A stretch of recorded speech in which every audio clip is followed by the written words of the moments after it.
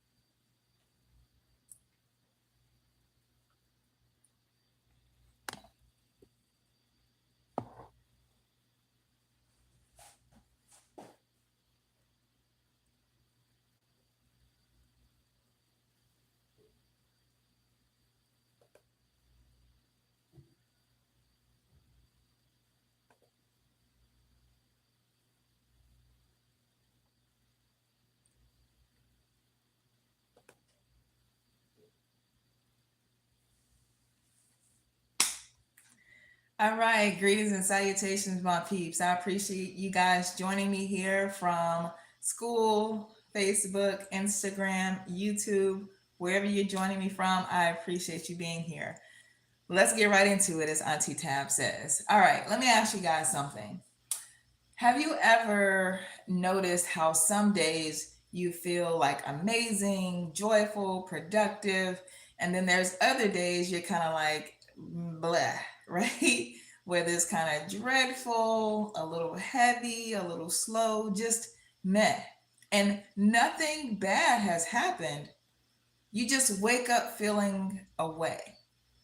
Now, yes, there are a lot of things that can influence that, like, how we got to bed in the first place, how we slept, how much sun we're getting or how much we're not.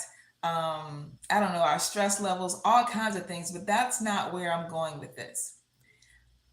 I've been running an experiment with myself, as I often do, and the last few days, I've noticed that I've been getting up slower, taking a little bit longer to get my day started, and I've been craving something sweet.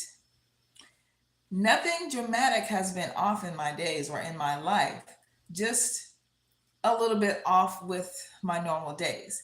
And then I realized I hadn't been taking my sea moss consistently all week. I had not been taking my sea moss all week, right? This ain't about trying to sell you guys anything at all. It's about pattern recognition. When I'm consistent with my CMOS, with exercising at a particular time of the day, with getting back to my laptop so I could do some work to pour into you guys, which is my playground, sometimes I don't even know what day of the week it is. But when I feel off, my body lets me know. So, my next question to you guys is, why do we wait for Fridays to feel great? And then Mondays feel like, eh. As an entrepreneur, I actually prefer the weekdays. I actually prefer the weekdays. But what I've learned from doing this over several years, people mentally clock out on the weekends. I mean, how many times have you said, I'll start Monday, right? This is not about judgment. It's not about trying to feel shameful. This is just about observation. What if consistency, not the calendar, but consistency, determined how we felt? And I feel like that word consistency should be that word that dings, like, Pee Wee's Playhouse, ding, ding, ding, and all the little puppets just kind of go crazy. What if consistency, not the calendar, but consistency, determined how we felt? Now, last night, I was a guest speaker in another wellness group, and shout out to Coach Warlicia for having me again. I appreciate that. I always have fun because this is my jam, right? Talking about emotional eating. And I shared my 3 cheat codes to how I've improved my relationship with food. And that was daily meditation and prayer, that is giving gratitude for at least 10 different things every day, and doing my alkalizing breaths consistently. Okay? Again, consistency is the key word. Now, I shared my journey about how I went from going to 4 to 5 bags of chips a week, especially that was heavy while I was getting my PhD, to now maybe 1 or 2 a month. Um, Not about perfection, but just progress, right? And then I gave my whole little spiel. I gave, what I was talking about. And then one beautiful young lady was like, "So I was eating Oreo cookies while you were talking the whole time." Hey, we all laughed because that was absolutely nothing wrong with that. That was a beautiful thing that she could admit that in a group of people, right? Then another young lady had shared that she wanted some cookies or some chips or something while I was talking. And she was like, what do I do in those kind of situations? And again, there was absolutely nothing wrong with that either. Because while I'm speaking about how to, change what you normally do when you're stressed out or had a long day and you feel like you deserve X, Y, and Z, I'm invoking emotions inside of you. So that actually is normal. That's supposed to happen. Our brains are designed to not want change. This is why it's so easy to go back to the couch after you just said, "I'm not doing that anymore. I'm going to get healthier. I'm going to do this and that." Brains don't like change. So the question that I get reveals to me, and this is about me, is how much we want instant change or instant gratification. That's not about weakness, because we've been conditioned to want quick fixes. And I don't have anything in a bottle for you. Maybe this orange or this grapefruit, right? But it's not a quick fix. But what I do have for you is how to practice to get there. Okay.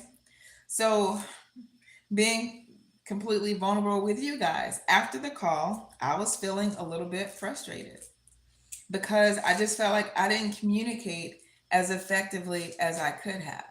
So, I did what I tell my clients what my clients to do.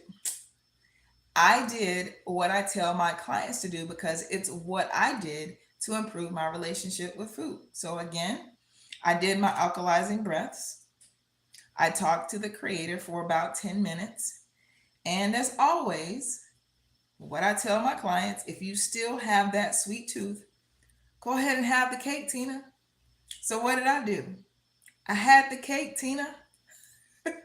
Okay. But the difference in this is that years ago, I made a vow to myself: if I want something sweet, I must make it myself. So let me show you guys, and so you won't think I'm playing. Here's the cake that I made myself. Okay, this is a small little pan. I don't know how it looks on camera or whatever, but this is like a 6 or 8 inch pan. It's not a big one, and I had half of it. Okay, big deal, right? Now, the last time that I had cake or had to make it or whatever was probably about 3 or 4 months ago. And as you can see, it was in the oven. Okay? It's in the oven. It's not on the counter, not in the cute little cake container that I bought a few years ago that has a glass top that you can see through it. Why? Because if it's sitting out, you're going to want it just because. But in the oven, it's out of sight, out of mind. That's part of my system. It's the same with chips. Again, I told you guys I used to eat 4 to 5 bags of chips a week. Now, it's very rare. Again, 1 to 2 bags a month, maybe. I think the last couple of months I went without eating any bags of chips. Okay? Silliest thing you've done for fun.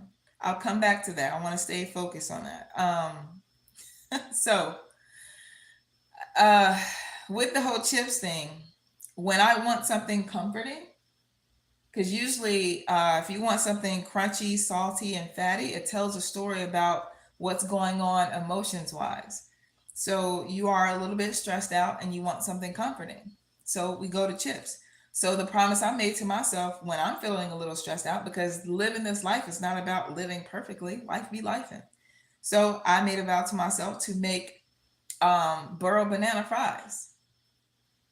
So shout out to Crust Foster. I am taking your no tato chip class tomorrow because I want to level up again.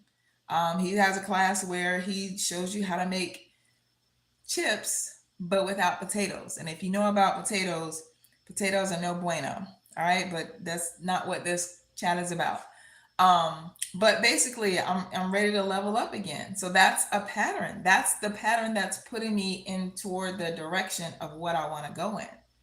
So again, not about perfection, but it's about a system with structure that benefits you. Now, free tools will help you if you meditate daily, practice gratitude, do your alkalizing breaths 3 to 5 times a day, set reminders in your phone, and build a routine. When you do those things, you will change. Not instantly, but you will eventually change, but slowly. And you have to be okay with that because most people, you don't lack information, you lack systems. Athletes, athletes, we don't show up when it's game time. We don't show up when it's game time. We practice same time every day, the same drills over and over and over again. That's how you build identity. That's how you build regulation. That's how you reduce your cravings. So, with my 13-week step by step signature program, it's structure. It's there to provide you structure. It's 10 years of research, self experimentation, psychology, and systems organized for you step by step. If you want to piece it together for yourself slowly with the free content, beautiful, please do it. But you got to do the work, regardless if you're doing the program or not. And if you want you want and need more accountability, community acceleration, then that's what I built with the step by step program. And yes, it costs because when you pay attention. And of course, I deserve to reap what I've sown all these years of the work that I've done. That'll help you quantum leap. So I know people will pay to accelerate to get to a place where they want to be a lot quicker. If you're okay with the slowness, then listen to my free tools. All right. All of that is psychology as well. So I'll close with this: consistency creates stability in minerals, in mood, in your food, in your cravings, and in your mindset. Because food ain't random, energy ain't random, and again, your cravings ain't random. Your cravings ain't random, okay? Pay attention to your patterns. That one question, why am I like this? That question led me to get my PhD. Ask yourself better questions. Ask yourself better questions. Build better systems. And if you don't have a system that you can build on your own, feel free to join my community. But you have to do the work and you need to practice daily. All right? I'll see y'all next time.